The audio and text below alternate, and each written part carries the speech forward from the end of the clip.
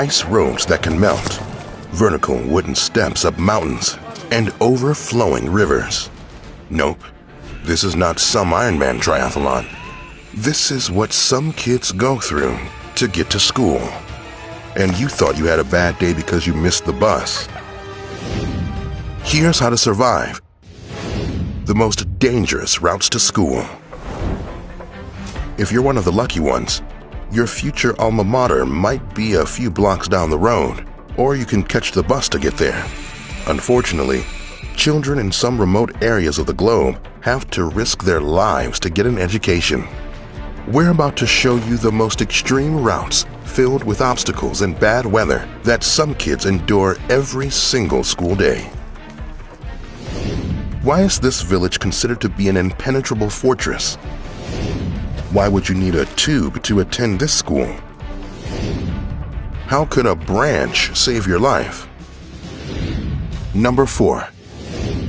Rizal, Philippines. The Philippines is an archipelago made up of about 7,107 islands. It's not uncommon that your school and home might be on different islands. Kids in this rural village in the province of Rizal have to walk more than an hour, then cross a river to get to their elementary school. The river can be as deep as 9 meters, and there's no bridge. They need an inflatable tube to make the trip and paddle across using their hands. And since daily rains can cause flooding and dangerous currents, the most important thing to survive crossing this route is to judge if the water is safe enough to get into.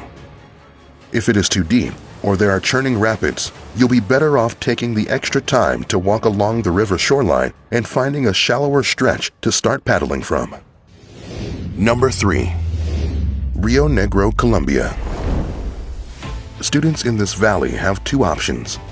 Hike almost 4 hours up and down a canyon to reach their school, or cross a raging river riding a steel cable 400 meters above the ground. The pulley system includes a hemp rope that acts as a seat and a wooden branch that serves as the brake. This is particularly important since you can reach speeds of more than 80 kilometers per hour. That can be deadly if things go wrong. Riding the cable isn't an easy task. You'll have to hammer at a steel bolt on the pulley to make sure it doesn't get loose. It is not rare that accidents occur, resulting in broken bones, sometimes worse. Despite the cable being a public utility, you still need to bring your own rope. Learn to make a good knot, or else that will be a long fall. Number 2. Zhongyuan Village, Southern China. This village is located in the mountains, surrounded by sheer drops on all sides. It's remote. It was once considered an impenetrable fortress.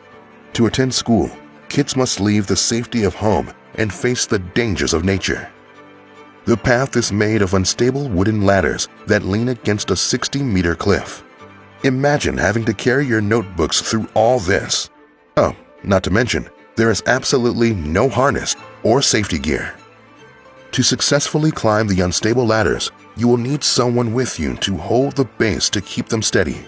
Always make sure there is no more than one person climbing at a time. Number 1. Zanskar Himalayas. Climbing a mountain on your trek to school is hard enough, but in this case, you'd have to tolerate freezing cold temperatures. This region is so remote and isolated that locals claim only their fiercest enemies or best friends would want to visit. The path that children take to school is about 100 kilometers long, so students need almost 10 days to get to class. Thankfully, this is a boarding school. To make the hike, you'll need to wait till the Zanskar River freezes over in the negative 40 degrees Celsius weather so you can walk over it. And even with those temperatures, you'll see water flowing fast under the crystal ice layers. Keep your eyes open. These layers can break open every few days.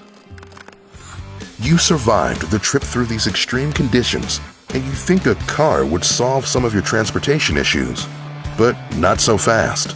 About 3,700 people around the world die in traffic accidents every single day.